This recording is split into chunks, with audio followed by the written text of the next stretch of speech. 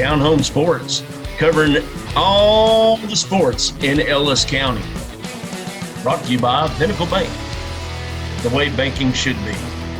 Pinnacle Bank, not just another bank in Texas, but Texas in a bank. Located off of 287 in Midlothian, Texas. And Dough City Pizza and Burgers, for artisan burgers, pizzas, and ice cream.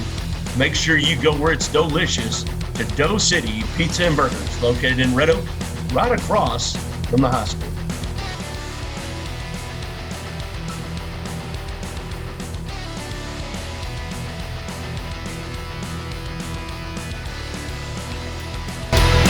With today's busy schedules, we need flexibility. Pinnacle Bank is the way banking should be. With ATM Live, powered by the people. They have hours that make it easy. Monday through Friday, 7 a.m. to 9 p.m. and Saturday, 8 a.m. to 4 p.m. You can just pull up to one of the easy-to-access ATMs, where there's always someone live, friendly, and knowledgeable to help you. Pinnacle Bank, not just another bank in Texas, but Texas in a bank. Member FDIC.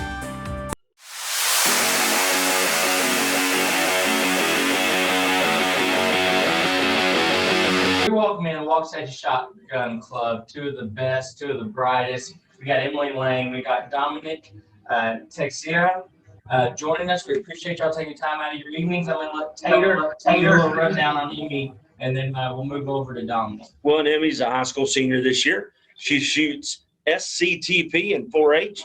And just this past weekend, Seth, guess what? She took first place, highest over varsity ladies division winner. And there's a laundry list of trophies this lady's won with that shotgun. Well, and then to not forget Dominic, got a team captain, senior, shoots skeet, trap, sporting clays, 5-stand, super sporting, which I'm going to ask you about those because I have no idea. You're going to have to explain them. But 28th in the nation in 2020. You've been shooting since you were 10, competitively since you were 14. And you just this past weekend got second highest overall out of 280 shooters from 16 teams in DFW. That's pretty impressive. And so we've got two experienced shooters. We're glad that y'all are with us. Dominic, I'm going to start with you. Since I brought up those different types of shooting, I've gone dove hunting. I've gone out. You throw the round red skeet out in the air. That's about the limit of it. So now here you got skeet, trap, sporting clays, 5-stand. Can you explain the differences for all of it that people who may not know what competitive shooting is all about?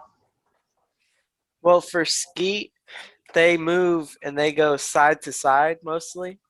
And you move around like a half circle and you shoot them from all different angles.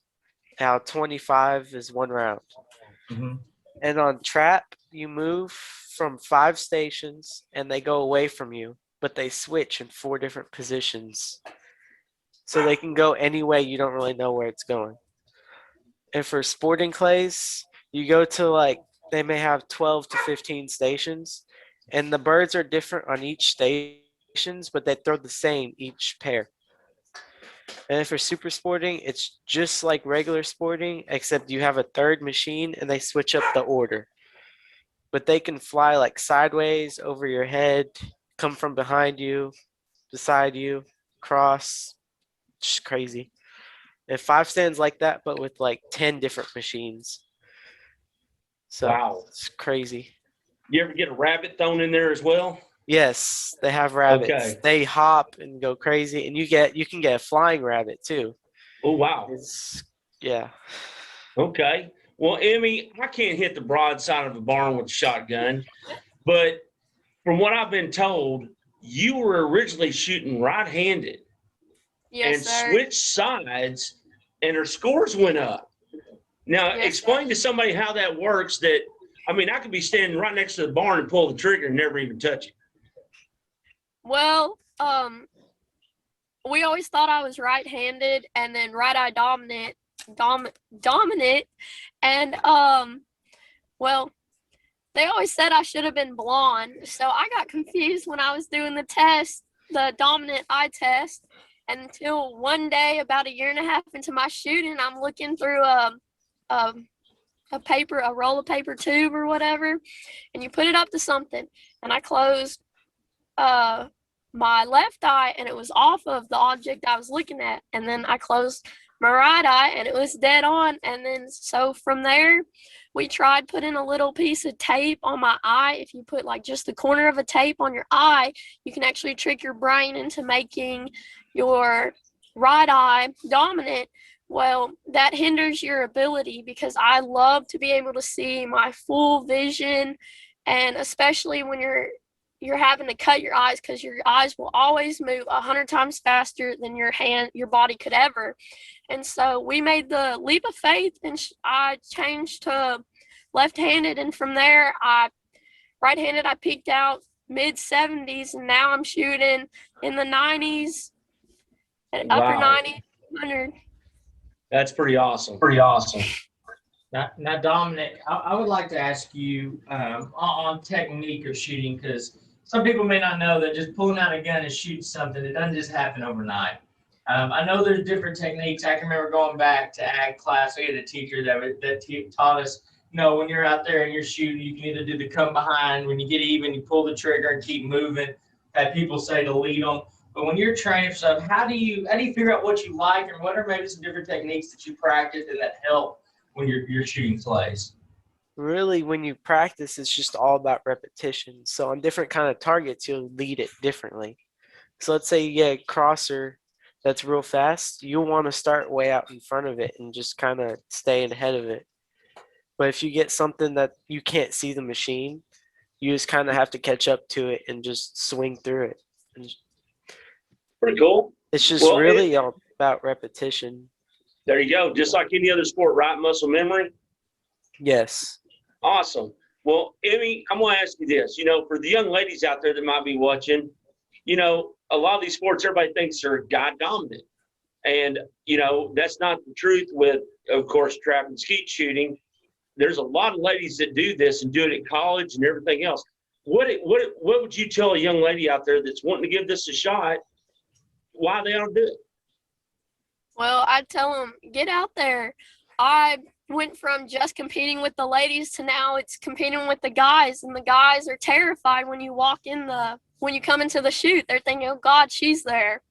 And so you just got to get out there. You're going to fail so many times, but you have to use your failure as a fire to succeed. And don't be scared to be coachable and listen to people, because a lot of us are out there. We want to help. We want to help them. And we're not going to tell you something that's going to hurt you. Some things might not always work with them. Technique-wise, Dominic and I have two totally different techniques and how we shoot. But take the knowledge that you get, try it out. If it doesn't work, maybe, hey, in the future, you see somebody, you can tell them about that technique. I've had so many experiences where I've learned stuff from so many different people that I'm able to coach a wide variety of people and give them all these different techniques, and for them to find where they can excel at. And so it doesn't hurt to get out there and try and practice. Don't give up. You're in this. There's a ladies division for a reason. And then once you start conquering the ladies division, there's an open division. Get out there, compete. You got to grind down and get through it. It's all blood, sweat, and tears, because let me tell you, I've had a lot of blood in this sport. I like this girl. I do too. I like the answers. Fired up. Heck yeah. And Dominic, it's my understanding that you might have interest to get certified to coach. Is that correct? Yes. So let me ask you from your personal stance, how has this impacted your life, and how can it be for maybe others that don't look at clay trap shooting as necessarily a sport, even though we know it is and you're competing at a high level? Talk about how it's affected your life and how you could portray to others that it can be something that takes you places other than just going out and shooting a gun. Well, clay shooting is different. It's a different type of sport because anyone can go and they can go shoot if they practice enough. It's different because you don't have to be able to walk. There's people who can shoot in a wheelchair. There's people who shoot disabilities and all that. So you can do it no matter who you are. It's just all about putting in the time and effort. And then there's a certain way of practicing too. If you just go out and just go shoot and don't know why you miss, then you're not going to get any better. So you have to have that coach who can see where you miss, what you're doing wrong, and be able to fix it to get better. And then eventually, like I've had 3 college coaches talk to me in the past couple of months since 2021 began, and they were all telling me about their school and all that. It was pretty cool. It's just it can take you to college. It can get you paid for, and they pay for everything for shooting except for guns. They'll pay food, ammo, competition fees, and all that. And you can get a full scholarship for it too. I have a couple friends who have scholarships at Shriner, and they're shooting daily, basically. Well, and I know we had a young man from Ellis County that joined the A&M team that just won a national championship with them this last month. It's pretty amazing. But Emmy, real quick, you know, what's one of the great things about this team is y'all are a close-knit group. You know, like you said, you're there for each other. You're giving helping out and all that stuff. And in a lot of these individual sports, everybody's kind of by themselves. But do you not feel like your team is pulling for you every time you step up to shoot? Absolutely. As much as it is a individual sport, there's also a lot of team awards, and there's just a lot out there for a team. I've gone to several shoots where you can pull a team, and you win it, you get buckles, the entire team. It's just, as it is an individual sport, it is very much a team sport. Very nice. Awesome. So, Dominic, I know you mentioned you had a couple coaches talking to you. Is that the plan for college? Find some place to go and see if you can compete at the next level? That's my plan for the future. I just want to go to community college and get my basics out of the way because I don't want to be stressed about English and math while I'm trying to shoot. That stress can kill you if you shoot real good. You used to shooting high, you start shooting low, you get even more stressed. So I like that train of thought. Yeah. That's fantastic. Well, Emmy, what about you? Any colleges coming knocking yet, or you got any prospects in the future for you? Well, yes, I've had several colleges. A main thing about these colleges is Texas college shooting sport team are most of the time you walk on, you try out. You got to make it. A lot of out-of-state teams have contacted me, but I want to stay at home. And so right now, well, not right now, but I will be attending Texas A&M Kingsville. And they do not have a shooting team, but when I visited, I already have the paperwork and have started on it to start a shooting team down there and shoot at the collegiate level. That is a woman that knows what she wants and knows how to get to it. That's fantastic.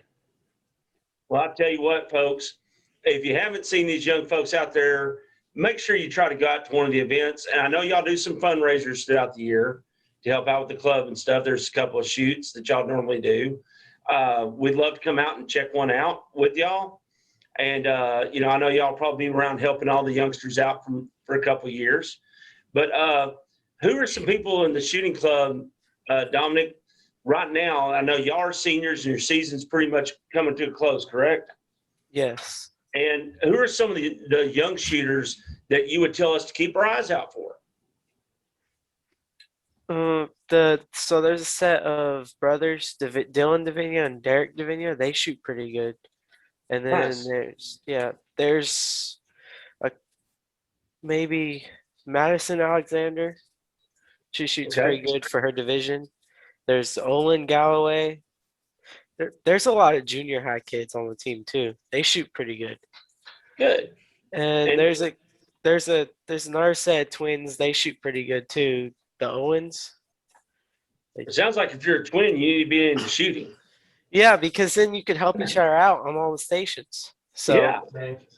so Well, you Amy- so if one sees Go ahead. differently, so one sees it's going the other way, one sees it's going only one way, you can kind of test that theory out and know where to lead the target. Well, I mean, this is a lot of sponsorship. It's a lot of, it's not a UIL sanctioned sport or anything.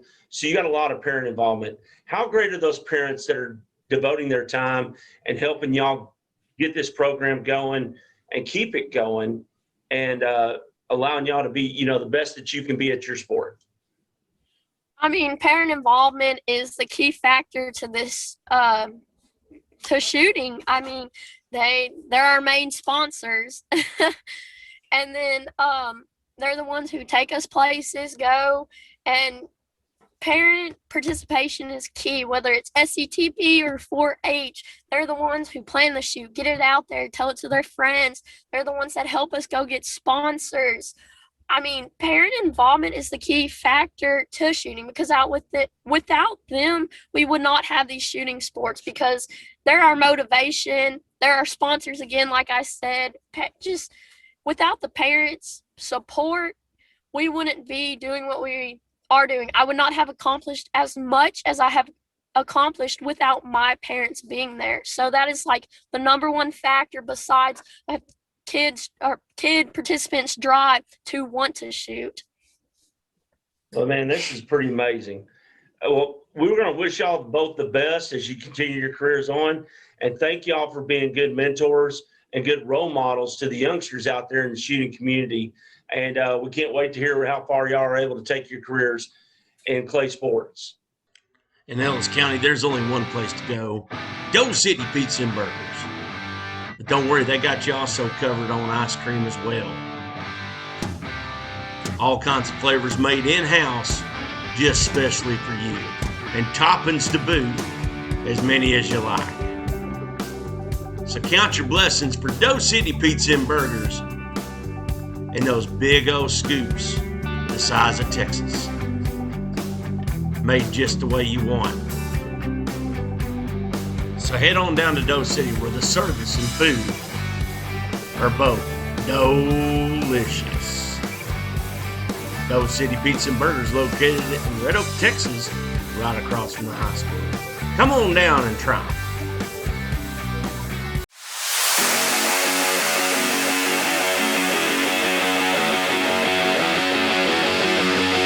Welcoming in Red Oak Baseball. We got head coach Jay Johnson. We've got Kyle Spurgeon with us. Coach Spurgeon, we've had you on a couple times, and so it's good to get Jay on here. So Coach Johnson, come to you.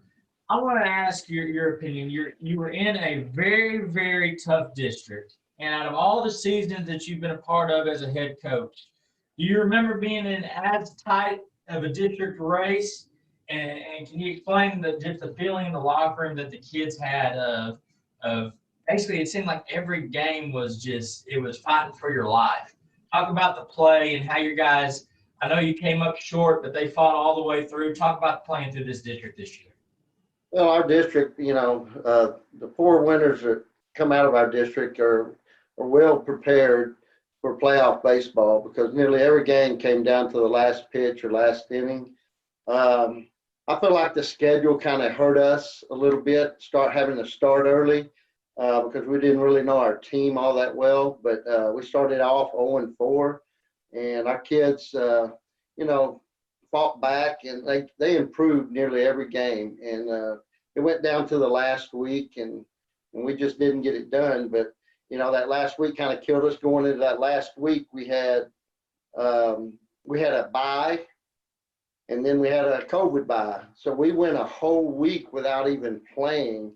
And it was because of the rain. We had games scheduled Friday and Saturday going into that Tuesday game with Corsicana. And I think it just killed our momentum, because we were really hot at the time. We were playing really well. And it was, it's one of those freak things of nature. You couldn't control it. And I just felt like we lost our edge going into the game with Corsicana. We still played decent, but they do. You can't play decent against those guys, because they do little things, and they're well coached, and they get it done. Well, Coach Bird, Coach Johnson just said it. This district, you just can't play decent. Y'all were playing Midlothian. I was at that game. You had a big lead. Midlothian comes back. Y'all come back and finish it out. y'all have had a bunch of close games, and I mean, just the emotional roller coaster that these young men go through. Just can you talk about that and just the toll it takes on them throughout the year? Yeah, early on, those games right there are the ones we struggled with. I think the ones that were close, nail biters, we were, back against the wall. And, as Coach kind of talked about earlier, these guys are getting used to playing for the first time. We're kind of getting used to them, and their styles. And as the year went, it could have went a different direction where we just kept failing and kept failing. But finally, those guys started. I mean, if you remember that game, we went down against Midlothian, I think 3-0 or 4-0, and then put up a huge spot on them. And you're thinking all high and mighty. I think we go up 11-4, and then they tie it back, and easily you feel the momentum shifting. But, these guys, all credit to them. They did a good job of really adjusting as the year went on and kind of getting comfortable in those situations. It's kind of like you get a feeling in the dugout. You just kind of know sometimes. And we had a few of those times on that little streak we had where we just knew there was, we were going to shut it down. If a pitcher had to come there and shut it down or we had to have a clutch hit, we were just going to do it. And those guys really developed into that kind of team that last stretch. Well, Coach Johnson, you've been doing this a very, very long time, and you went against some guys in this district with Coach Autry, Coach Hides, that you're familiar with. You've seen them over and over again. Talk about kind of the competition between you coaches that you know so well, and how this district, from top to bottom almost, has guys that have been around the game for so long and teaching these young men. Talk about the competition level just between you coaches and coaching groups between the different teams.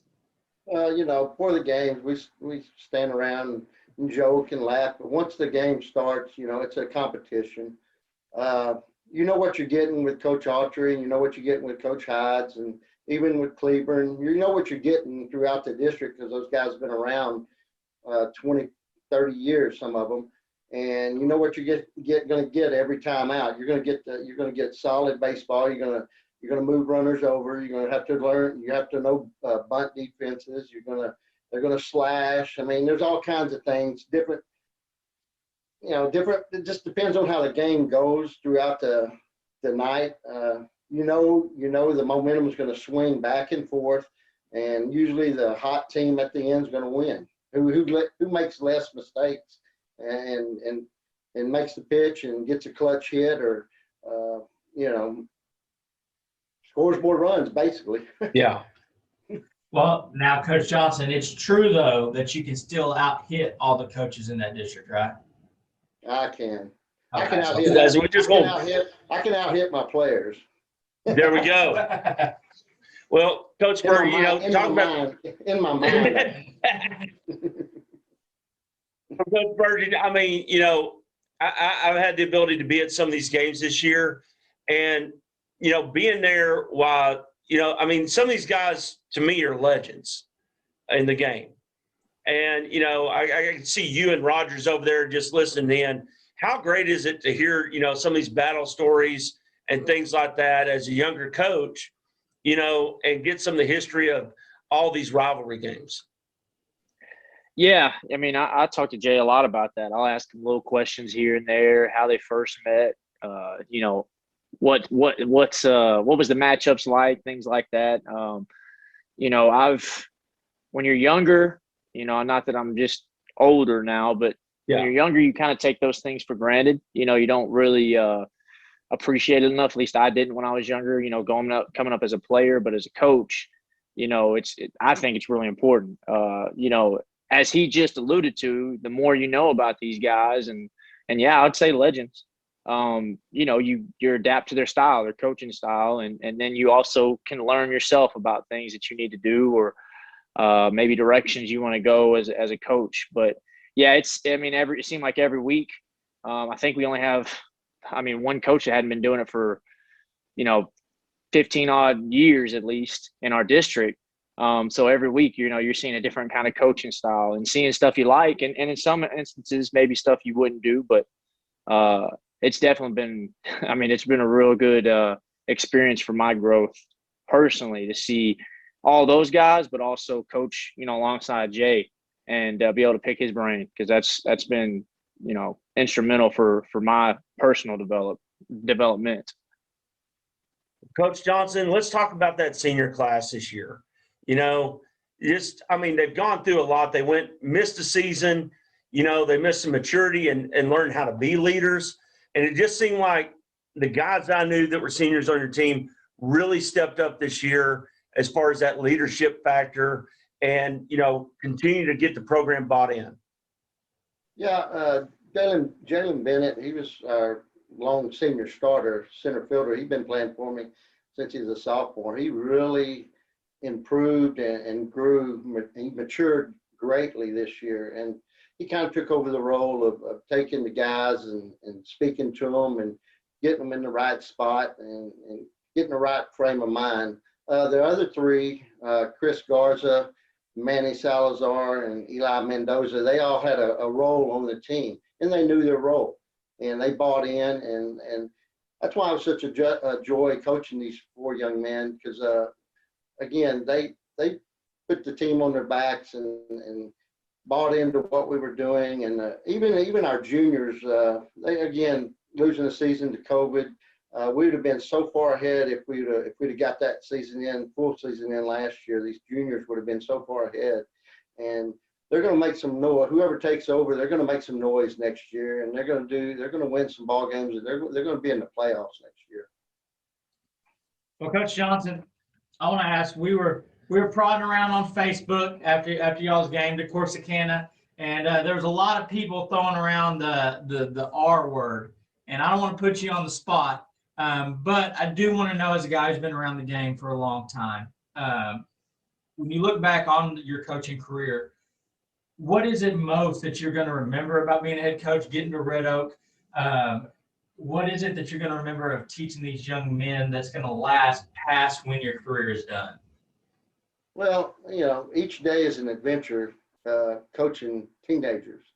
And every day you go out there, it's an adventure. You don't know what you're getting each day. What I remember the most is after the 5 or 10 years, they come back and they speak to you and they send you letters, and even though you may not have got along with some of them and this and that, they appreciate you and what you taught them as far as about life. Baseball is a up and down game. It teaches you about life. It's not showing you butt 1 minute and you're high the next. So we talk about this with our team a lot. Stay even. Don't get too high, don't get too low, because baseball is very humbling.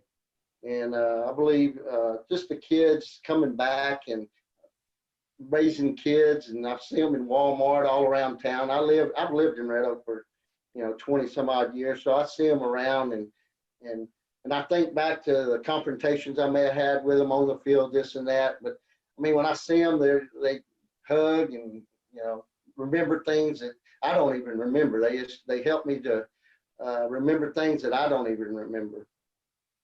Well, Coach Spurgeon, we'll go to you now, and just what is your favorite memory with Coach Johnson? Well, it can be a long list of things depending on what what mood, because Johnson, he can be stern and steady with his coaching style, but he's also a pretty funny guy. But I would say it was a roundabout of memories. To me, the main two things that I really got to get closer with Coach Johnson on is we started doing coaching Bible study on Fridays, and it was just us and a few other coaches, and man, just fellowshipping in that way was just, I felt more comfortable talking to Coach Johnson about my faith, and I think the same with me, with him towards me, and then we did a leadership study. I think I mentioned once or twice with y'all. Yeah. I think we were late to a meeting or whatever once, but we did a leadership study with our guys, and I can't really explain what happened there, but it was something that doesn't happen that often between the players and the coaches. And to me, the year we had, obviously with our Bible study, but with our leadership study too with the kids, I don't think I'll ever forget that. I don't think you get many opportunities to have that. And so I think those two more than anything. We've golfed, we've practiced together, we've won together, we've lost together, we've battled together, but I think as far as the impression on my life and what he's left on my life, those memories, those set of memories would be my main thing I'd take. Well, Coach Johnson, talk a little bit about Coach Spurgeon. The few times we've had him on, you can just tell the energy and the passion that he has for the game, that he has for Red Oak, and he spoke very highly of you. And just listen to him talk. Maybe what are some things that you take away? He's a younger guy, but it seems the maturity and the wisdom is there. Talk about what Coach Spurgeon brings and what it's been like coaching with him. Well, like you said, he brings energy. All the kids relate to him. He brought new ideas to me, open-minded for me. He brought new techniques. He's a dedicated, loyal, hardworking, puts in the time. He puts in the work. He's very detailed in what he does, which I can kind of stray off a little bit. He's more detailed. This year, I mean, knowing that I was going to retire, I kind of just handed it over to him. I trusted him with team meetings, planning workouts, just doing all the basic things that a head coach does, and he fulfilled it very nicely. And as far as he's got to deal with some parents, probably. Hopefully, I want him to get the job. I'll put my 2 cents in, but who knows what'll happen. But I think the hardest job as a head coach is dealing with parents a lot of times, and he's going to have to get to know how to deal with parents and know what to say and when not to say something, because I'm pretty straightforward and I say things that I probably shouldn't say, but he's more reserved and he thinks before he speaks. That's what I've learned from him. Think before you speak. He always tells me when I'm fixing to fire up or blow up, he always say, pray about it, you know, and I'm going, I already prayed enough about it. But he keeps you on straight and narrow, and I appreciate that. Well, loaded question here, Coach. Which is worse, umpire talking to an umpire or after a really bad call or talking to a parent? I'll leave that one there. But okay. Well, Coach, umpires don't like me anyway. So I mean, I'm pretty sarcastic sometimes with umpires, and I don't really mean to be, but I'm fighting for my kids, and I want my kids to know that I care about them. And sometimes you got to bite the bullet and take one for the team, like I did against Midlothian. But the kids really, that was a fun one. That's probably one of my best ones ever. Well, you know, you just tell that umpire to lift up the plate and read the instructions underneath, you know? Yeah. So, but Coach, I mean, you know, I know we don't know now that you're not, you know, going to be leading the team next year, but we know you're going to be around because you just can't get a baseball guy away from baseball. What do you see about this junior class that's going to be seniors next year and the program, and what can we expect out of them next year? Whoever gets the job is going to walk into a very good situation. What I've told Coach Spurgeon, they're going to have to get in the weight room and get stronger and bigger and faster and so on. Baseball's there now. I just think this junior class is a very tight-knit group. They show up early, they stay late. One of the hardest working groups I've ever had, pretty much, as far as working on their own, and working when we're not watching. And I think Coach Spurgeon would do a very good job with these guys because they bought in to. He basically ran the team this year. I mean, I did the scheduling and this and that, and just showed up and wrote out the lineup. But he did a lot of the work, leg work, and he deserves the credit. And I think with him at helm next year, they're going to be very, very talented and do well in our district. Nice. Well, awesome. Well, Coach Spurgeon, Coach Johnson, we appreciate you taking time out of your evening. Coach Johnson, I hope in retirement you catch a lot of fish, shoot a lot of birdies, and enjoy it. And Coach Spurgeon, I know our words don't mean anything, but we'll back you. We'll put. Oh, heck yeah. We want to see you get that job. We want you back on here, but we thank y'all so much. I know the season didn't end the way you wanted it to, but well fought, hard work, and we wish y'all nothing but the best. Coach Johnson, maybe we can get you back on here to do a little analysis on Coach Hydes and Midlothian later about what they do wrong. If you need I hadn't spoke to him since his defeat, but I'm pretty sure he's disappointed. You know, sometimes you put in the hard work and you know, the results doesn't happen. But that's just, Sure. I mean, it's life, it's baseball, but it ain't that we don't care about the kids. You know, as I told you earlier, I think we did in our interview, but this year was different to me. It was more about playing baseball and playing every game, because you don't really you take things for granted a lot of times, so things are taken away from you.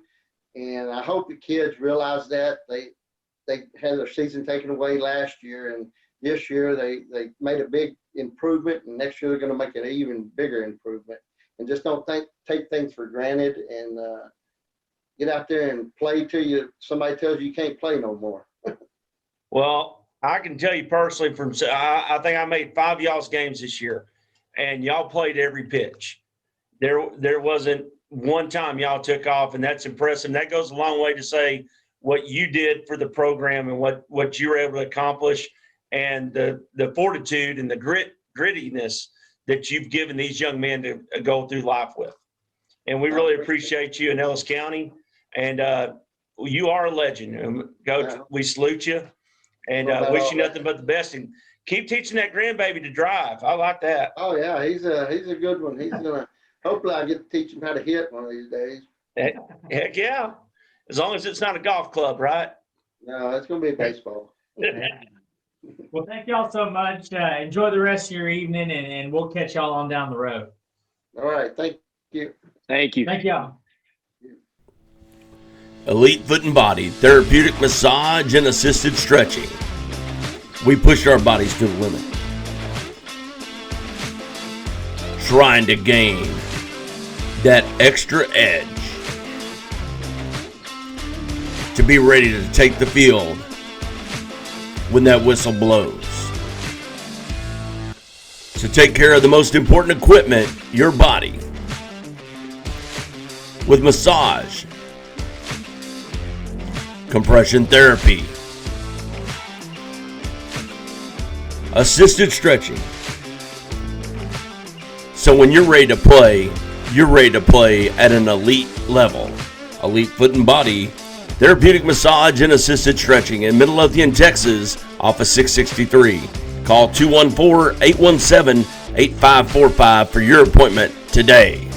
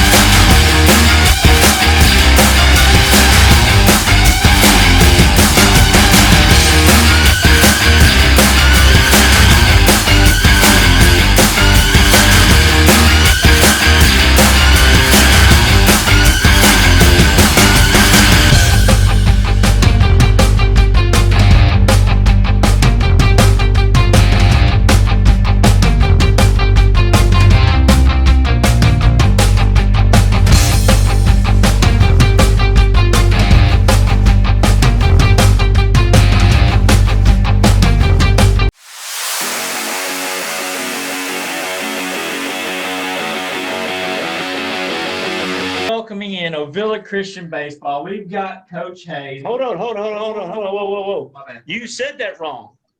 Give them their full title right now. State bound.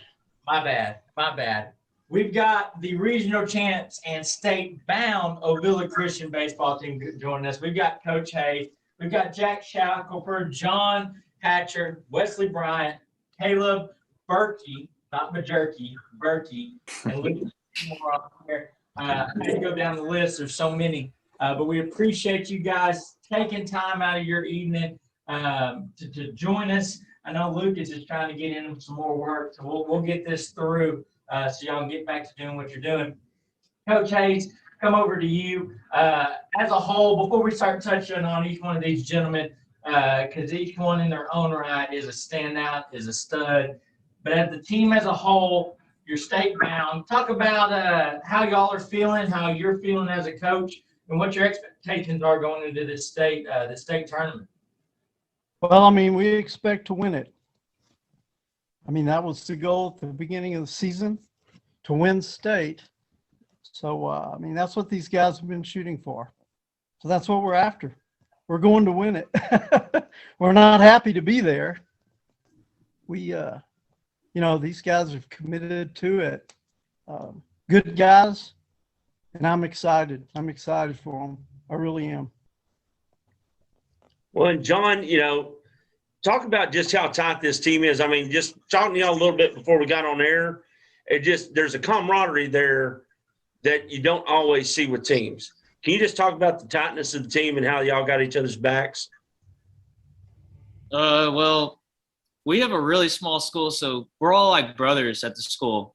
And like a bunch of the guys on the team are in the same class with my sister and same as Jack. And so we feel like a big family. And that's one thing that's really good about the school is that it's so small, but you just feel like everyone's your brother and we just get along really well. And I think the most important thing is that the reason we get along so well is that we keep Christ centered at everything. And I think that's one of the more important aspects of our team is that we keep Christ at the center of everything. And that just helps it makes it easier for us to love one another. Because at the end, that's what the main important thing is that we love one another and treat each other very well with a lot of respect and honor. And I think we do a really good job of that. And that just helps us on the field. Awesome, man. Well, Jack, I kind of want to know when you are dealing with this smaller environment, like John said, you are more tight-knit. But some things get lost in the shuffle at these big schools. And you guys have an opportunity to be focused, kind of like John said. But talk about the coaching staff and what they mean to you guys. Coach Hayes, as far as on the field and off the field, because you have an opportunity to maybe dive into stuff more than just being a baseball coach and to build things more than just being a baseball player. Talk about what that staff has meant to y'all. Yes, sir. I mean, the coaches are our teachers too. We're with them all day, every day. They teach us not just about baseball, but about life. They're almost kind of like our parents. I mean, the amount of lessons that Coach Hayes and the other coaches have taught me, I mean, I can't even count them. And we're very blessed to have them and just every day get to go to class. And I mean, we joke around baseball and some of the baseball players, non-baseball players seem left out, but that's what they get for not playing baseball. Love it. Wesley, leading it off. How do you set the tone for the team? 625 on the air. I mean, that's about as much as I weigh. Okay. You're hitting my weight. So we ain't talking no Mendoza line. All right. So talk about just being that leadoff and setting the tempo for the team. The typical leadoff hitter usually just tries to get on base, tries to walk or something. But I think I'm different. I'm always looking to get an extra base hit, hit the ball hard, always looking to attack early, and I'm never really looking to walk, even though I lead the team in walks, which sucks. I don't like that, but I like swinging, and I think that sets the pace early for the games. I like it. You got to want to swing the bat, right? Got to want to swing Of course. the bat. Well, Caleb, we'll come back to you. I know you're hitting 344, which is not 625, but that's not a slouch either. No. And you're the dude out there at short. Talk about being out there, being the glove man, the leader of the infield, and how you can set the tone by getting out there doing your job and the communication between your infielders and outfielders how you guys are performing well on defense as a team.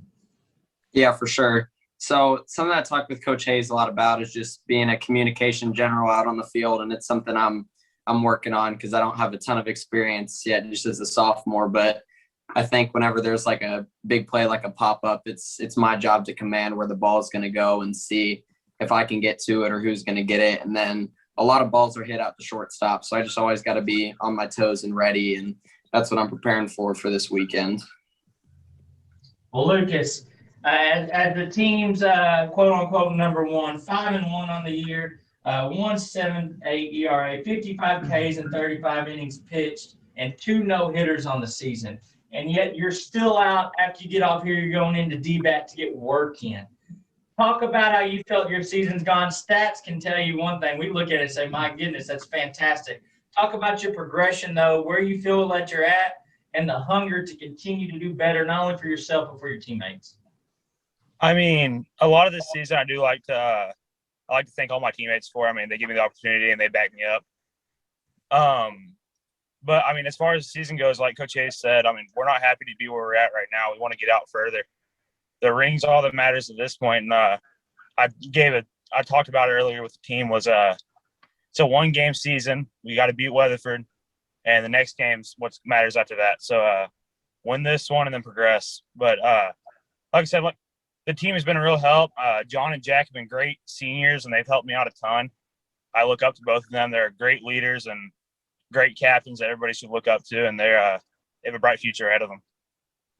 I got to say, it's got to also help yourself when you're pitching, when you're hitting 476 out of the 4-hole, second on the team in RBIs. That's got to make you feel good too. But Coach Hayes, when I'm looking at these guys, and you brought on your leaders, you brought on your team captains, the guys who you turn to steer the ship and to help lead. And when you look at it, you got 2 seniors in Jack and John. The rest are sophomores. Talk about the 2 seniors real quick, what they mean, and to talk about how these sophomores are taking hold of the reins and are going to be here to help lead once those 2 guys are gone. Well, I can't say enough about the seniors. Their leadership is just beyond reproach. The commitment they showed from the get-go this year was unbelievable. And the sophomores, we knew they were talented group, but could they bond as a team and follow these guys? You know, what do they have out there that they can offer us? And they've done a great job following them. I just can't say enough about it. It's been a coach's dream for all of us. Absolutely. Well, Jack, I mean, you're hitting 351. That's darn good, man. And just, I mean, is it just something about the bond of being in a small school that's been able to have you 2 seniors, you know, leading this way? Is it just the inspiration that you're getting from, you know, Coach Hayes and from, you know, just your parents? Where have you acquired this from as far as your leadership skills thus far? I'm not really sure. I would say probably just from being in a close environment. I mean, I feel like I'm not really leading them, just being their brother. I mean, my goal isn't to tell them what to do, but just follow my lead, I guess. And I try to do my best to follow after the Lord. So it's the Lord's example, I guess. He's just using me because I have a little bit more experience than these young guys. So Now, John, I'm going to assume, and maybe Coach and some of these guys can back me up, but that you're one tough cookie. I'm going to say you're a pretty tough guy. All right? Not just because of that shiner you got on your eye, but as a guy coming off hernia surgery from football season, to make your way back to this team, a guy who's looked at as probably the undisputed leader in the clubhouse. Talk about not only the struggle of getting back, but making it and contributing and help getting these guys. How tough was it, and how rewarding is it to be back and fighting for state?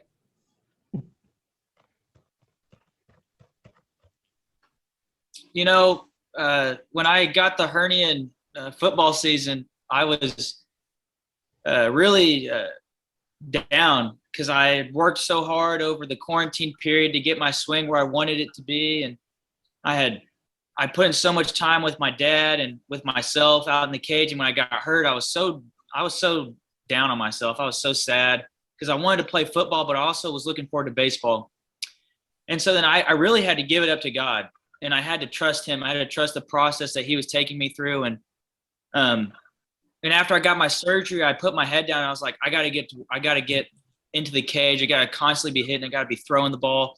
And I did that. And it took not just myself, it took my teammates. You know, I don't think about doing this for myself. I wanted to get to state for Coach Hayes. I wanted to get to state for like Jack, guys like Jack, Lucas, Wesley, Caleb. I want them to feel the feeling. I want us all to be there as a team. And it's hard sometimes. This season, it wasn't easy. Like there's sometimes where you're just like, things aren't going right. My swing's not looking good. I want to quit. But then at the end of the day, you have to think of the upside. And every single time when I was down on myself, I always thought of my team. I always thought of Christ's plan for everything. He uses every single thing in our lives to point us in a good direction. And I just had to think about that. Awesome, man. That's powerful stuff. Wesley, when you hear somebody talk with that kind of passion, that kind of conviction, how much more do you want to go out and make sure he ends his senior year with a championship? From the start of the year, it was all of Jack and John have led us since last year. They've been two great leaders, and all of us, we want to give both of them a ring. And this year, after almost every game, every practice, John and Jack say something to motivate us and keep us going. I remember last game, I'm not going to lie, I was feeling a little skeptical about, we got down 3 runs with a couple innings left. But John was the first guy that came up to me and was like, it'll be fine. Trust your guys. They got us. And next thing you know, a few big hits later, we're in the lead. And I just, more than anything, I want to get both of them a ring and prove that they're like really good leaders, which they are. Caleb, what's one thing that you're going to remember about this group? Win, lose, or draw here in this coming weekend, what's the one thing, just being a sophomore, but that you're going to remember about this team? I'd say for this team, we've been really resilient. We've had a lot of struggles come throughout the season. We've had some stops. There were some cancellations, and we had some rain delays, and it kind of felt like we never got in a groove. But these past few weeks, we've really started clicking, and we've really started getting to a groove at the right time. So I think we were just patient how we were, and I think we've really built up our team chemistry. So I think as we're going into the end of the season, no matter how it goes, I'll remember that we fought through a lot, and our goal is to fight all the way to the end and win a state title. Well, and Lucas, coming to you, man. So, big voice, we're going to ask you for something big here. I want you to give that speech to fire everybody up to come out there and watch y'all and get behind y'all in the state championship. What you got to say to Ellis County, man? Like I said before, just Final Four isn't enough for us. The ultimate goal is always going to be to get that ring. And this whole season, like Caleb said, is we've had our ups and downs, but we've been resilient through it all. And the team chemistry's there. We have great leaders. We have great coaches. We're definitely talented enough to go out there and win this thing. But ultimately, we got to all play complete effort, 100% all the time. Short memories on bad things, and then look forward to the good things. And one step at a time. That's all it's going to take. Awesome. Well, Coach Hayes, do you got dates and times for us for this weekend, location of where y'all are going to be, where we can get some people out and check out y'all's state tournament? Yeah, we play Friday at noon at Waco ISD. It's on New Road there in Waco at the ISD complex. If we win that one, we play Saturday at 2, same spot. So anybody can come out and root for us and jump on the train here. We would love it. I think the school's going to do a fan bus, but man, anybody wants to come out and watch some good baseball. You got the number 1 team and the number 2 team in the state in TAPS District Division 5 playing each other, so it should be a good one. And they say Weatherford's really good. We've played them before. They are good, but we're good, and it should be a great ball game. Awesome. Well, we wish y'all the best of luck, Coach Hayes, and guys, thank y'all so much for coming on. Definitely. Jack, John, Wesley, Caleb, and Lucas. Coach, I'm gonna give you props whether it means anything or not to you. You've got some great young men, and we can tell it just sitting here talking. And that when they're done playing this game, you're gonna have great fathers, great leaders out in the community. So I want to say congrats for what y'all guys are doing out there, and guys, keep at it. We want to see y'all win a state championship. We're here rooting for you, and we think y'all can get it done. So, but thank y'all so much. Get rested up, and John, get that eye better before this weekend. But thank y'all again, and we'll talk to you hopefully on the other side. Maybe y'all can give us a picture on the Zoom with that trophy if that works for you. So thank y'all so much. You have a good evening. Hit them where they ain't, boys. Thank you, guys. Thank you all. Thank you, Thank guys. y'all. With today's busy schedules, we need flexibility. Pinnacle Bank is the way banking should be. With ATM Live, powered by the people. They have hours that make it easy. Monday through Friday, 7 a.m. to 9 p.m. and Saturday, 8 a.m. to 4 p.m. You can just pull up to one of the easy-to-access ATMs, where there's always someone live, friendly, and knowledgeable to help you. Pinnacle Bank, not just another bank in Texas, but Texas in a bank. Member FDIC.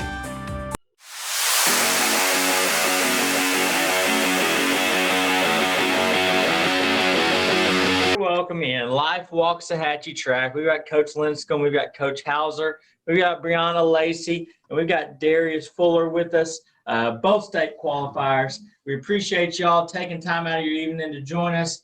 Before we get into Darius and Brianna, particularly, Coach Linscomb, come to you. Talk about the season as a whole. How do you think it panned out in your eyes, and what would you say about these seniors and these athletes, how they participated this year?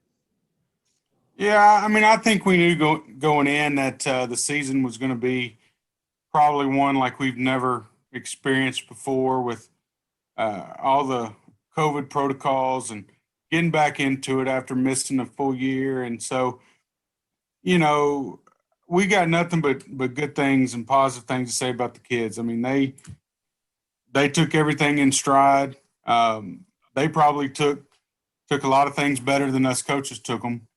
And you know, just whatever we asked of them, they went out and did it.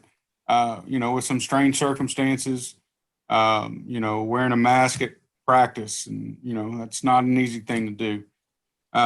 You know, used to some of these guys used to go into meets with, you know, 15, 16 teams, and now you're rolling in and there's 7 of the schools, and so it was just different. And like I said, they took everything in stride. Very proud of them. Darius is one of our seniors. Our boys had a lot more seniors than the girls did, and you know, they kind of led the way, you know, for the younger kids. So I can't say enough about them and what they've meant to the program. You know, like I said, especially this year, as crazy as it was. Well, Coach Hauser, you know, one of the things about coaching is most of the time you're right up next to the players, the athletes, you know, talking to them, really getting into something. And I think from what I've seen, trust me, I never hurdled. I'm gravitationally challenged. But, you know, it just seems like there's a lot of technique in going over inch by inch, clearing that hurdle. You know, how did y'all as coaches this year, you in particular, overcome some of those obstacles and getting that information to these kids? Well, one of the main obstacles that we had is we had kids that were at all different levels. We had some kids that have been hurdling for a long, long time and had a lot of experience in it. And we had other kids that, you know, this is their first time doing it. And one of the problems that I had, and one of the things that I had to slowly figure out, was how to run practice with 2 different levels, because different kids need different things. So it was just towards the end of it, I just had to, you know, kind of piece together what each kid needed and just find some like individual things that each one of them could work on. At the beginning of the year, we worked a whole lot on just kind of like some form, and had some simple drills that we would go through and switch up and implement a lot of things into the warm up. But But as the year went on, things got a lot more precise and a lot more detailed in what we were trying to do, and the form and the technique that we were wanting. And for the kids did a fantastic job in listening and understanding and trying to understand what I was trying to get them to do. And I couldn't be more proud of them. That's awesome. Yeah. Now, Darius, you have a pretty fantastic story for this season. Congratulations, 5th in the state for triple jump. You get 4th in district, you barely scoot in and end up being the regional champion. Go into state, 8th seeded, come out 5th, which is, that's incredible. I want to know, talk about how you were mentally after getting 4th in district. Then you move on and then keep competing. You end up regional champion, making it to state. Talk about the toll it takes mentally and how, even though you might have got 4th in district, that you kept going and were prepared the next time you came out. Well, getting 4th in district kind of had me like, okay, I'm barely there. I barely make. I need to step it up. So I just been in practice, trying to work on my technique. And I just kind of got there, just kind of simply just passing by until we got the regionals. When I got regionals, I became regional champion. That was a big thing for me. I was excited because I've been working hard for that. And it's just a big leap for me. And then getting the state with that, it's just wow. Like, I wasn't really expecting all of this, Well, that's awesome. That's awesome. Now, Coach Linscomb or Hauser, y'all didn't have to kick him in gear or anything after that, right? He took it upon himself. No, so he's being pretty modest about the wow, and like Darius is one of the most level-headed, even kill kids that you're ever going to find. There was never a point of what's the word I'm looking for? Never a lack of confidence, that he could do it. And he's just kind of telling half of the story. The full story, I have the pleasure of coaching him. I coach long jump and triple jump along with being the head coach. So the full story with Darius is this is the first year he's ever triple jumped. We went out, he long jumped last year, and I said, hey, at the beginning of the year, let's just see if you can do it. And he went out and picked it up really quick. And I'm like, you know what? I think we might have something here. And I texted some buddies of mine and I said, watch out. Because if you don't know, Darius's sister is a freshman JUCO All-American at South Plains and the long triple jump. And I texted coaching buddy of mine and I said, watch, Darius is going to be just as good as his sister in the triple jump. And they're like, no way, whatever. We're not going to buy it. And, sure enough, he got 4th at district, improved to 3rd at area, and just went to work every day. He didn't need us to kick him in the pants to motivate him. He did it. And the coolest thing about regionals is we didn't have the best conditions that day. It was windy in their face a little bit, just under the mark where they would have flipped it and gone the other way.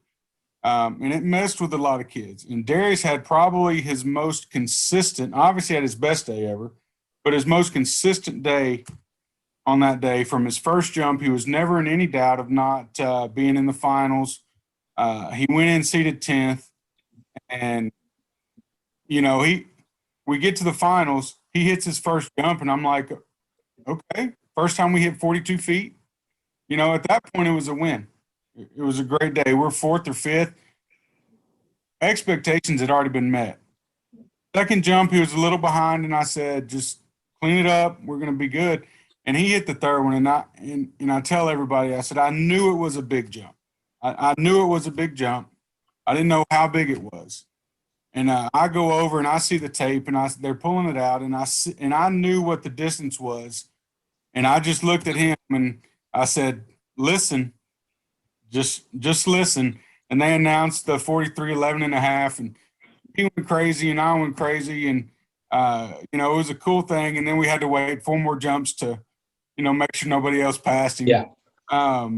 It was really a cool moment. So, and he matched his sister. She was regional champion when she was a junior. When she was a sophomore. So it was a pretty cool deal. Well, I mean, Brianna, 4th place in hurdles at state.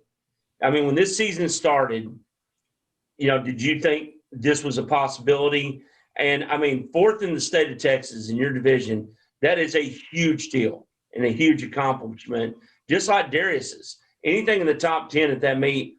And apparently there wasn't no clap down there at state. I heard it was pretty clean. So talk to us about it and tell us your thoughts and what you did this year and what made you that great. Yeah, at the beginning of the year, I actually was not competing in the 300-meter hurdles. I was very set on, you know, staying in the 100-meter hurdles and in the relays. And, you know, towards the middle of the year, the coaches were like, you know, you should try it. You know, maybe you could get somewhere with it and you keep working at it. And so I ended up competing in it. And then each meet, my time would get lower and lower. And that ended up being the one that I qualified for state in. And so it's kind of like a moment where I was like, oh, okay, like this actually might work. I can actually do something with this race. And then, yeah, at state, it wasn't my best race, but I'm very blessed and thankful to be able to even compete against those girls and to be able to get the experience at state and use it for next year. Well, that's amazing. Well, Coach Hauser, just talk about this young lady. I know you get to work with her, you know, one-on-one a lot. And just hearing her right now, there's a little bit of humbleness there. And it also sounds like there's a little bit of hunger to do even better. Oh, there is. There's no doubt about it. Brianna Lacey has more talent in her pinky than I've seen in a lot of kids, and she's just kind of scratched the surface of it. I don't have to do a whole lot of screaming and yelling. She kind of does that herself. So there's not a whole lot of me getting on to her ever. I mean, she comes to practice every day. She works hard. She has a full sprint practice before I get there. She's exhausted, and she gives everything she has after that. You know, like she said, like at the beginning of the year, she was not running the 300 hurdles. She was running the relays. We were thinking about the 200 and obviously the 100 hurdles. And in fact, the first day that we kind of were going through some hurdle practice, we were going through a couple of like 300 hurdles. And just watching her on that first day, I was like, you're not going to be any good at this. That's fine. We can stay in the 100 hurdles. But later in the year, we tried her out at it, and she absolutely blew me away just from the first race. And it was from there, I was like, no, I think we've got something here for sure. And like she said, each time that she would run, the time would drop. And then by the end of the year, we're going through regionals. We're going into regionals, and she drops a 45.19, barely finishing second. Which the race should have been ours, but that's okay. We'll move past that one. But just overall, I could not be more proud of her. She's been an absolute pleasure to coach, especially in my first year of coaching. To have a girl like her, just absolutely fantastic. Amazing. Awesome. Well, Darius, I'll talk about you and Brianna both. You'll get to go to state, and you do well. Talk about as being a senior, the legacy you're leaving behind as a footprint for those coming behind you, being an example, leaving something for those underclassmen to strive for, to try to help continue to build and make this program more successful. Well, for sure, I know there's a couple guys who are looking up to me in triple jump for sure. You know, I try to help them out just a little bit. I mean, I was still learning myself. So I was just kind of trying to help them out just a little bit and just hope they can get to where I was, possibly even better. So I'm just really hoping that they can just do what they can. And we'll be looking at their results just to make sure they get to where they can be. Nice. And Brianna, what would you say to young ladies out there that maybe take a look at, you know, track and field and say, it's a lot of running, it's a lot of this. What are the good things that you personally have gotten out of it, and that these other young ladies might be able to get out of it from participating? I definitely think that track can be seen as, a sport that people dread, and, people say, why would you want to run for fun? And, just whenever you get into it and you start running and getting through the practices, and you can see your progression and see how much faster you become and how much more endurance you have. And then you get to that end and you get to the end meet and you get first place or whatever the case may be. The feeling that you get is just unexplainable, really. You feel free. You feel like, I don't know, it's just like an unexplainable feeling that you get whenever you're running. And I think that to young kids out there who would want to be in track, I feel like that it is a good way to just go out there and have fun and, get away from all of the real world things that are going on. Coach Linscomb, I want to know, I mean, it's great when you're a coach and you get these athletes that do compete at a high level and they do bring some gold to your school, some hardware, but talking to these two, if it's a reflection of your program, you got some very mature, very responsible young individuals. Being the head coach, how important is it to you that you're getting the kind of kids that are molding into leaders, that stay humble and reflect? I think reflect what you guys are doing it's really good things going over at Waxahachie. Yeah, I mean, you're right. I tell them all the time, do we want to win? Yeah, absolutely. Otherwise, what are we doing? It's when you're competing to go try to win. But at the end of the day, our job, especially as coaches, is so much more than winning. One of my biggest joys are the 21 kids that we've signed over the last 9 years that have gone on to compete in track at the next level. Regardless whether that's Division I, whether that's JUCO, and we preach that life school kind of our whole motto is to develop leaders, and we take that very seriously, and that's what we strive for. And from the very beginning, Bree will tell you that I looked at her and I told her early on, I said, you're the leader of this team. I expect you to show up every day, to have a good attitude, and to lead these other girls, in the same way, we ask that, or the boys of the seniors and those guys that have been there. Because we know, as coaches, we know that they have so much more impact on those younger kids even than we do. If they're going to take their cue from the older kids, they lead warm up. They have a say. Bree is the one who came up with the girls' breakout slogan this year.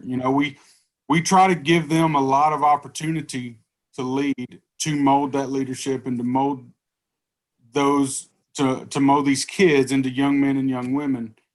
And at the end of the day, they get the because they step up. They step up to the task for sure. Well, Coach Hauser, I mean, Brianna not only comes in fourth in state, but she's going to be going, I believe it's this weekend, to the Texas Track and Field Coaches Association Meet of Champions. I mean, in your first year of coaching, I've got a lot of people that coach in my family. This will probably be a team that you'll always look back on and say, man, they could get any better than that. But just talk about, that first year and building those relationships with these young people and just seeing them thrive from, a new perspective. I mean, it's like you said, I had been used to being, the athlete that was being coached for a long time. And this year was a big switch up for me because it was something I had to get used to. And there's a lot of learning curves, and I can tell you right now, I made a whole lot of mistakes. But from that, having the athletes that I have, whether it be Darius or Bree or Tedrick or really any of the other kids that I've had, they really have kind of been my safeguard. While I have made some good decisions, all those wrong coaching terms or whatever that I have done, they've been able to make up for it because just the fantastic kids that they've been. So, and I mean, Bree is competing this coming weekend. So is another kid that we have, Tedrick. And I know for a fact that, unfortunately, I think that they're going to run a whole lot better this weekend than they did at state, which I'm sure that they aren't going to love as much, but that's okay. But they're going to do fantastic. And the fact is they're juniors, and I'll have them again next year. And, you know, for this first year, I've kind of been spoiled with the kids that they have. And, you know, after this, every year after this, I'm going to have to compare to this one, and it's going to be kind of tough. So they've been just a blessing to me. Well, Coach Lewis, Coach Hauser, Brianna, Darius, we want to thank y'all for coming on with us. Brianna, we wish you the best of luck this weekend. And to both y'all and all the athletes over there at Life, congratulations on a great season. Darius, we can't wait to see where this track life takes you. And keep us up to date on what's going on, and we'll wait to hear great things from you. And, Coach, we'll get back with y'all later on, hopefully during the summer, and talk to y'all about a little bit about track and field then as well. Perfect. Sounds good. Thank you guys for having Thank you. Sounds perfect. Thank y'all. Have a good evening. Bye. In Ellis County, there's only one place to go, Doe City Pizza and Burgers.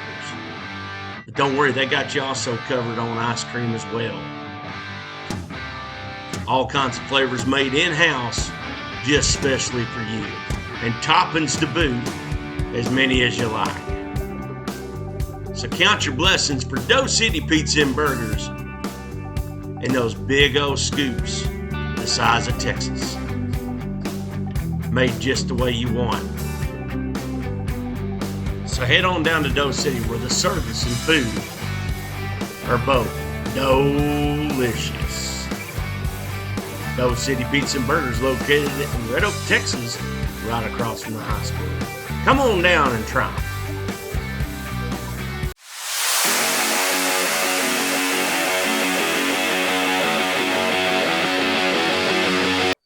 All right, we are welcoming in Milford Track and Field. We've got Coach Crumpton. We've got Jordan. Is it Essery?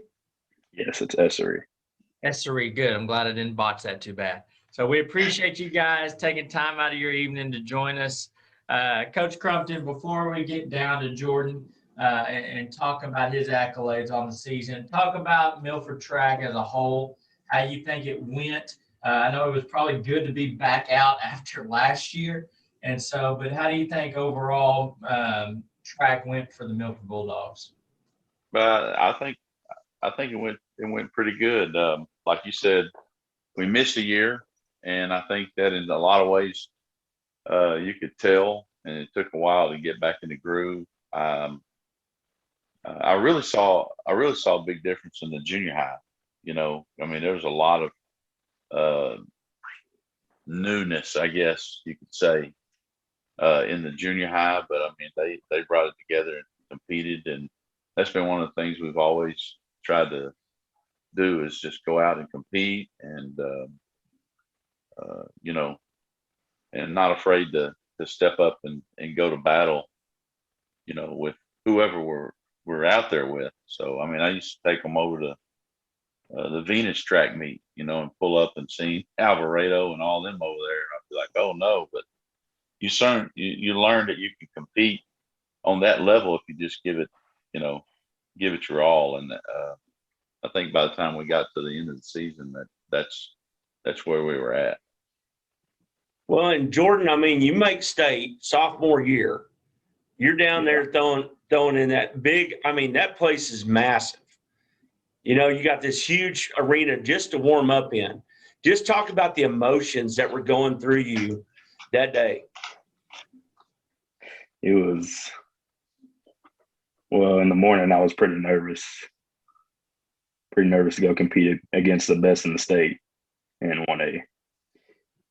And when I got there, it just got even worse. And overall, it was pretty fun experience to see everything and be in front of all those people and just to watch 6A do things that 1A can't do. Just because they have such great athletes. Well, I wouldn't be knocking yourself there, buddy. Okay? So don't be too humble. But How does it feel now to say you're one of the best in the state of Texas? So it's Has pretty that cool. sunk in yet? Not really. Still Well, don't feel start like saying that. it to yourself a little bit. Just, I'm hoping I can make it back next year and the year after that. Well, that's phenomenal, man. Well, Coach Crumpton, I mean, you know, we talked about track season, but this young man right here has kind of got a special little story about him. And I know he's been working hard. Discus and shot, folks, is not as easy as it looks. There's a lot of technique and everything like that in there, Coach, and there's a mental aspect of it too. Can you just talk about the mental makeup of this young man? Well, you know, I mean, we talk a lot too, and you know, he's being humble because he did tell me while we were down there. He said, "I'll be back next year." There we go. You know, so and that's kind of that's what it takes. And you know, we walked away from being out there, and we talked about the experience that we received by being there. I think more so on the bigger classifications, he was talking about that when we were getting ready to come out. There was a young man there that was one of the best in the state in the shot and disc. And while we're down there throwing the disc, he's down there throwing the shot 71 feet. I think that's kind of what he was talking about. Get to see how they operate maybe sometimes on a little bit different level, you know, but you know, me and Jordan talk a lot about stuff, and you know, he took it upon himself to start watching some videos too to try to get better. And then you know, when we were down there, I think one of the things that if we had it to do over again, we wouldn't have we'd have just got out there and just did exactly what we thought. I think we overthought some things and tried to tweak some things as we were going. And then, you know, finally, I think you'll remember on the last one, we just said, you know, it's about you. Just go out there and compete and do what you know to do. And he threw about 20 feet further whenever he did that. So that just kind of tells you, a lot of people would have just kind of probably shut it down, but we just kept pecking away. And then finally, in the end, it was just like, be yourself, you know, and just go out there and do what you know to do. And I think that you see that a lot in him, you know, whenever it finally clicks in him, then watch out because people don't want to be in his way. Oh, definitely. Yeah. Jordan, can you kind of talk to us about the differences between discus and shot put for you? I know one's got way more movement. It's not just as easy as you step up there, you go through the motions, you can throw it. Can you talk about the preparation that goes into both events, and then maybe which one you kind of like more? I know you go out there, throw 129 feet 10 inches on the discus, but is there some intricacies between both that you like, or you like one more than the other? I would definitely say I like discus more, just because I can do it better. I mean, shot put kind of hurts my arm a little bit when I'm throwing, just because I'm trying to throw it so hard. And shot put definitely takes a lot more skill, in my opinion, just because you have to have perfect form or it's not going to go as far as you want it to. But discus, I still don't have perfect form, and I feel like I'm just muscling it out. But yeah, I would definitely say discus is better in my opinion, just because it's a lot easier for me. Awesome. Well, Jordan, real quick, who are those people that are there for you? I mean, I know you and Coach Crump talk a lot, but do you want to give a shout out to those people that are there for you, that are backing you 100%, that give you the motivation to go out there and to perform the way that you do? Yeah, it'd be my parents and a few of my friends that definitely motivate me a lot. My dad especially. He's always trying to make me better whatever I do. Well, Coach, I mean, you got a good young man here. You know, seems like he's very soft-spoken. Probably, you know, it's probably like a baseball locker room. Coaches will talk about anything in there, you know, but not out in front of everybody else. But just, you know, talk about this young man as a young man. You know, he just seems like he's a pretty good kid. Yeah. Oh, I mean, it's always respectful, you know, and willing to help you out, do things that you know he needs to do. A lot of times, I know here lately they've been wanting to stay and work out in the weight room. And I always tell them, you know, make sure y'all clean it up and make sure it's straight. And the next day, every time you open it up, it's put back and straightened up. And you know, but like I said, just you know, respect, the respectful part of things, and just being willing to help people out. And you know, you see that it comes from like you said, it's family as well. You know, they're the same way. I mean, they'll stop and help you out if you need it, whatever you need. I mean, I also go to his dad, you know, or his family, and you know, there's a lot of people, but we're just talking about Jordan and his network. But you can see where he gets it from, and it's carrying through with him. He cares a lot about his teammates. It seems like to me, from knowing him, you know, everybody is his teammate. You know, he's not gonna, you know, outcast this person or that person. They're all a part of what's happening, and that's big too. That's big in leadership as well. Exactly. Well, Coach, you know, we want to get a little synopsis of Milford sports as a whole. I mean, in some of the athletic events this year, you may not have gotten exactly where you wanted. Some, I think you probably went a little bit further than you thought. But as a whole in Milford, it just seems like things are getting better and better and better in almost every sport, whether it's the guys or the girls. I mean, your boys' basketball team, you know, didn't have the best record, but those guys went out there and busted it every night. I mean, I got to see them 4 times this year. And the effort's there. You know, just talk about just the atmosphere at Milford and the look forward to next year. Oh yeah. We I'm telling you, you know, getting, you know, after not having the, you know, all the spring sports last year, and then not being out, you know, being out of school, just kind of getting back around and getting after it. There's an atmosphere. You should have been in what were y'all playing today in the gym, Jordan? I can't even think of what it's called. Yeah, but they were all in there playing in unison. I think it's called Ships and Sailors. Yeah. And Coach, you know, they're using it as a focus to get them going, and everybody was doing it. There wasn't anybody that was not wanting to be a part of it, and that led into breaking out and doing what we had to do, you know, weight wise or condition wise. And as the years gone on, I feel it happening. The kids are buying in, they're working, willing to do what it takes. And I think that's going to, I know that's going to take us to the next level. So we just got to keep our focus and keep poking away at that. So, I mean, I see us taking it to the next level. So we already try to push things to that level, but I see us really raising the bar this coming year. Awesome. Well, Jordan, congratulations again. Coach Crumpton, thanks for joining us, both you guys. We really do appreciate it. And we do wish Milford the best of luck moving forward, especially into next season. Jordan, whatever you do, we wish you the best of luck, and hopefully we get you back on next track season talking about another state qualifier. And we'll be looking forward to keeping track with you guys. So thank y'all so much for taking time. Hopefully we'll have you on again soon. Thank you, Coach Crumpton. Thank you, Jordan. All right. Thank you.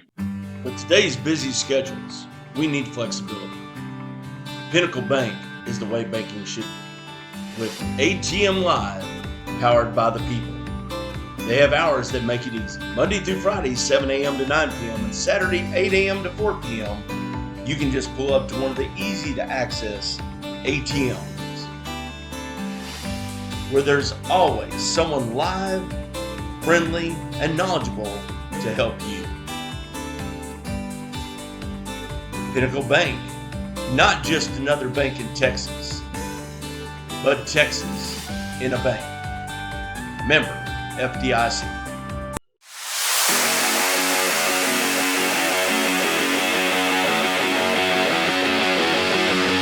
joined by Maypearl's own Coach Martin. And not only is he Maypearl's own, but now they're the by-district champs. 16-7-2 coach on the season, 6-3 in district. You know, you and your assistants, Coach Walker, Coach Yates, have done a great job with these young men. Just talk about the season as a whole, leading all the way up to the playoffs. I'm going to correct you a little bit on that one. It's 17. 17. I forgot yes, to sir. add one. Man, from the get-go, it's funny because I've been on it before talking about the buy-in, talking about what they had to do, and you see it, and you see it week by week. It's awesome to see that all these kids buying into each other and buying into what we think, you know, what we want to do and want to accomplish. With our district schedule being a little bit weaker, and we had to go out and find some teams to go play, we didn't really get tested week by week, and that was tough. That was a very tough deal. So going into playoffs, you know, obviously first round, you're real worried, but the way we handled the first round was awesome.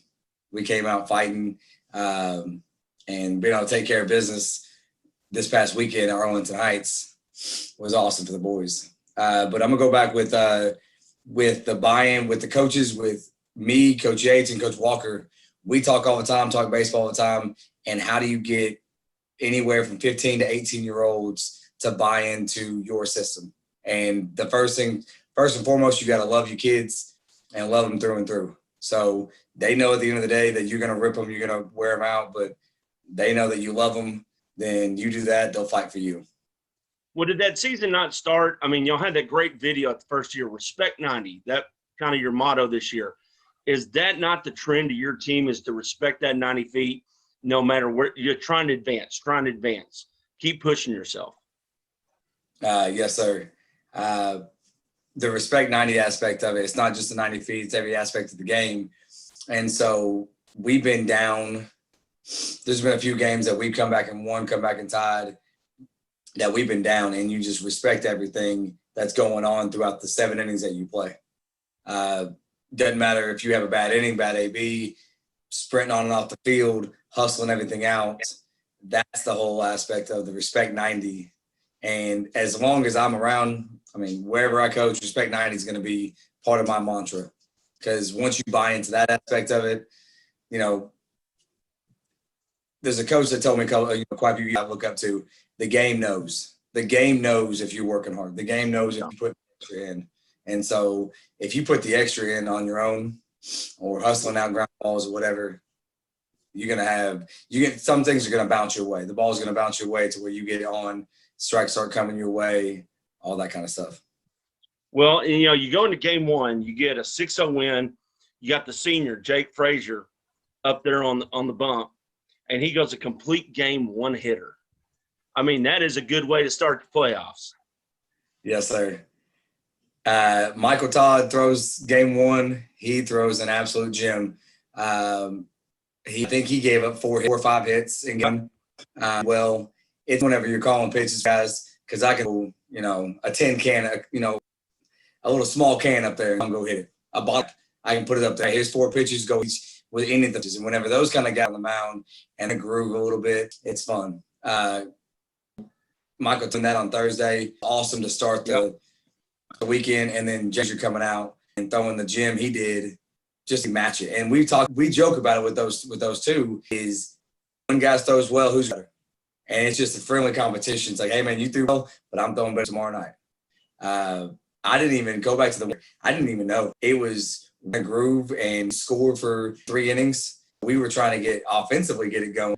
And so we were just taking care of business on the defense side. And that up in the 6th inning, I was like, I didn't really hit.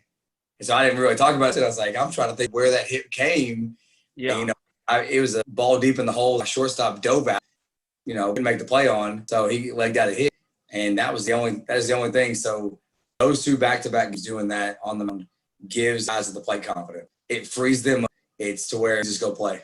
I don't have to put pressure on the box to where I have to score every inning. No, my 2 seniors down are going to give us everything that.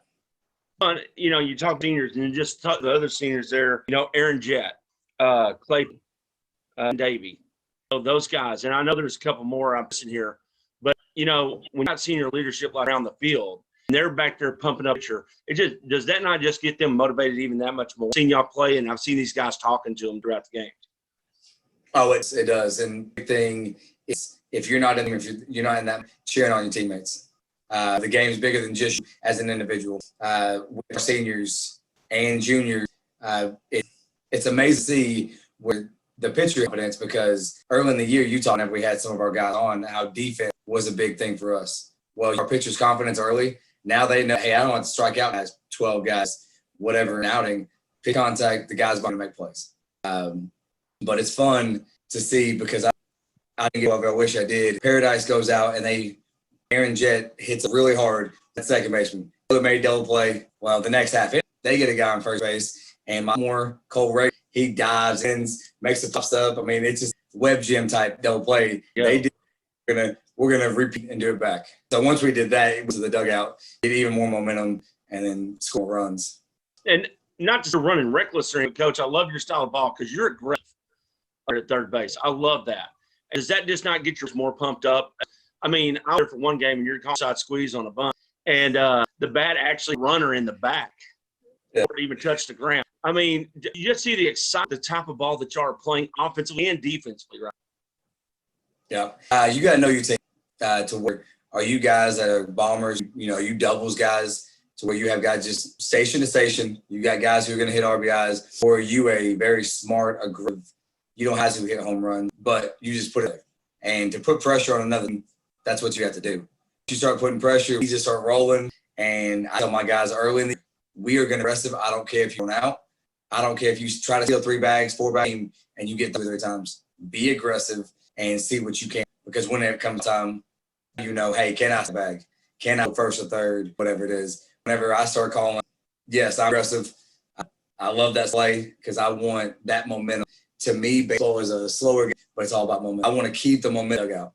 If anywhere I can do it, by suicide squeeze, by hit and run, going home, where it is, I want that momentum. My guys fired up. Because it's all about, in high school, it's all about energy. If you can keep the energy up, oh man, it feeds other.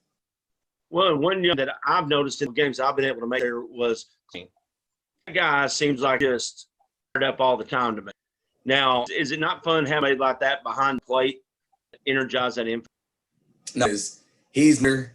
Well, not the only one. Our leaders. Me and him have multiple conversations about how we're going to attack certain hit, whatever. And I trust him to be able to take mine and his game plan and execute it. His interval, he gets guys. And defensively, when he's good. But whenever he carries that good, him being good behind the plate oh man, look out. He's poking balls all over the yard. And this week, against Paradise was on balance and on time, and he was hurt. Well, it just seems like we're really fired the best time possible now. I mean, there is something about baseball and moment, that energy level. Do you feel the team's just on all cylinders right? That's the way it looks from that end. I mean, it looks like that from the outside, and me as the head coach is critiquing everything, few things that we need to fix, we need to clean, just to make sure, get us all crisp. We are better, and I will contribute us playing better to the by-impact. And also, whenever we played throughout the better teams that we played as a team. So, as the love just up against competition, they don't care. Even with the losses we have on the year, none of those games where did we just go over. We love the competition, and because of that little competition and the buy-in to each other, coaching staff they have. I'm not saying we're clicking on all cylinders, because we've got 4 more rounds to go, and we're gonna take it day because we all know given week and weekend anybody can shoot. So we have to keep buying into them and keep buying into each other to where we take care of business on Thursday and then back on Friday. Well, you know me, I'm in down there at Maypearl Baseball. And y'all got a game coming up this week. You got a series with Emory Rain, correct? And that's going to be a community high school, Nevada? Yes, sir. Okay, so that's give me those days and times. Playing in Nevada, however you say it. Yeah. Beautiful. Thursday at 7 o'clock, Friday at 7, and then Saturday, if you come to Saturday, we'll play o'clock. That'll be a good one, man. So, folks, make sure you're out there. It's only 1 hour, about an hour and 10 minutes out there, excuse me. But make it see these young men. What the coach has done this year is amazing. You do, since you've been there, I've been a big yours in the style of ball playing. And coach, you're amazing gentlemen with these players and off the field, and going to be a success no matter what they do in life and where they go in this playoff. Yes, sir. Give a plug in because I know we're doing this on I do want to say happy mothers out there to my mom. Without her traveling around, watching, supporting me, and then now still support me as I'm, and then my wife supporting me and care of the kids when I'm away on nights of games and all that. So happy mothers out there. Well, we want to thank you for letting us have night for just a few minutes. But make sure you go out and check out some Maypearl baseball so far this year. It's well worth the time. Coach, good luck, and we'll see you on down the road, okay? Thanks, sir. Elite Foot and Body, therapeutic massage and assisted stretching. We push our bodies to the limit, trying to gain that extra edge to be ready to take the field when that whistle blows. So take care of the most important equipment, your body, with massage, compression therapy, assisted stretching. So when you're ready to play at an elite level. Elite Foot and Body, therapeutic massage and assisted stretching in Midlothian, Texas, off of 663. Call 214-817-8545 for your appointment today.